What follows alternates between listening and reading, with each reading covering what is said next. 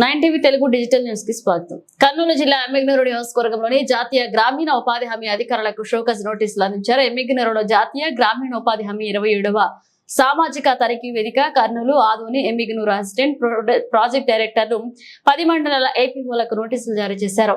విధులు నిర్లక్ష్యం వహించినందుకు నోటీసులు జారీ చేశారు. మొత్తం 78 మందికి నోటీసులు జారీ చేశారు. నీటి యాజమాన్య సంస్థ ప్రాజెక్ట్ డైరెక్టర్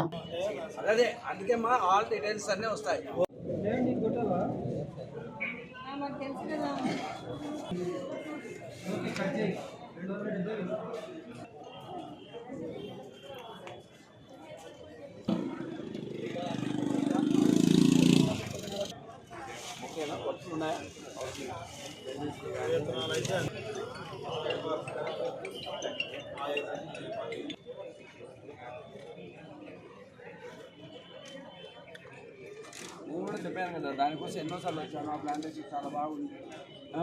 నేను నా పర్సనల్ హ్యాండ్ కూడా చేస్తానని చెప్పాను. దేవుడి కాడ తేడాలు ఉంటే కన్నా ప్లస్ ఏదైనా రెక్టిఫికేషన్ ఉండి ఏదైనా ఉంటే కన్నా మన ఉపాధి సిబ్బంది కూడా వాళ్ళు మాట్లాడి నిరూపణ చేసుకోవచ్చు.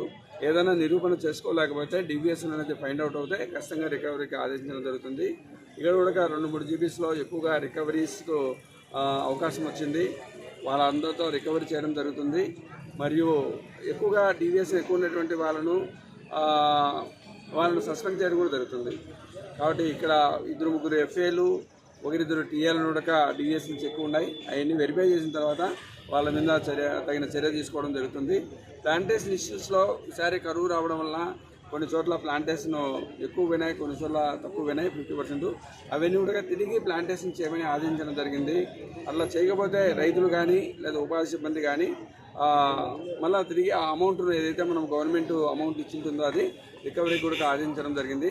కాబట్టి వాళ్ళు రీప్లాంటేషన్ చేసుకొని తిరిగి మొక్కలు పెంచుకోమని చెప్తున్నాం.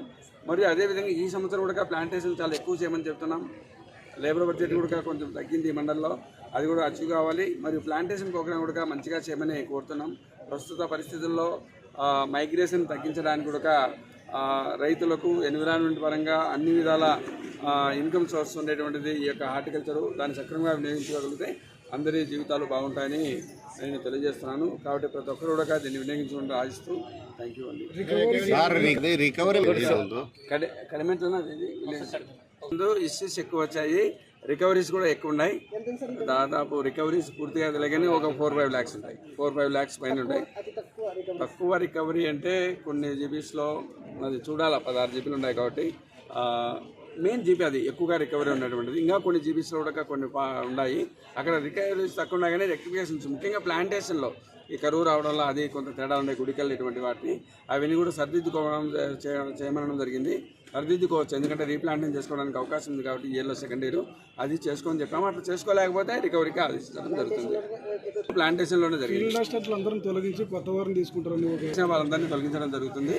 అదేం లేదు కానీ నిబంధనల ప్రకారము ఫీల్డ్ అసిస్టెంట్ మీద చర్య తీసుకోవడం జరుగుతుంది. అటువంటిది ఏదైనా ఉంటేనే అక్కడ లోకల్లో ఉన్నటువంటి పరిస్థితి బట్టి మేము తీసుకోవడం జరుగుతుంది.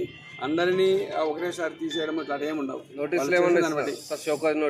ఖచ్చితంగా దీనికి సోదరుడికి సంబంధించి ఏదైనా ఫైండ్ అవుట్స్ ఏదైనా ఉంటే కన్నా తేడాలు వచ్చిన అందరికీ కూడా నోటీసులు ఇచ్చేస్తాం. సార్ మీరు ఇంతవరకు గుర్తించిన అంశాలు ఏం చెప్పలేదు కదా సార్? ఇది ఓకే, మేము అడిగినప్పుడు టోటల్ ఫిగర్ అనేది మనకు ఇప్పుడు అది పంచాయతీ వైజ్ తయారు చేస్తారు కాబట్టి అది ఇస్తారు.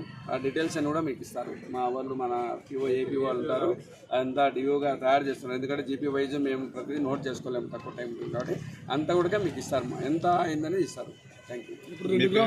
ప్రాజెక్ట్ డైరెక్టర్, జిల్లా నీటి యాజమాన్య సంస్థ, కర్నూలు. Thank you.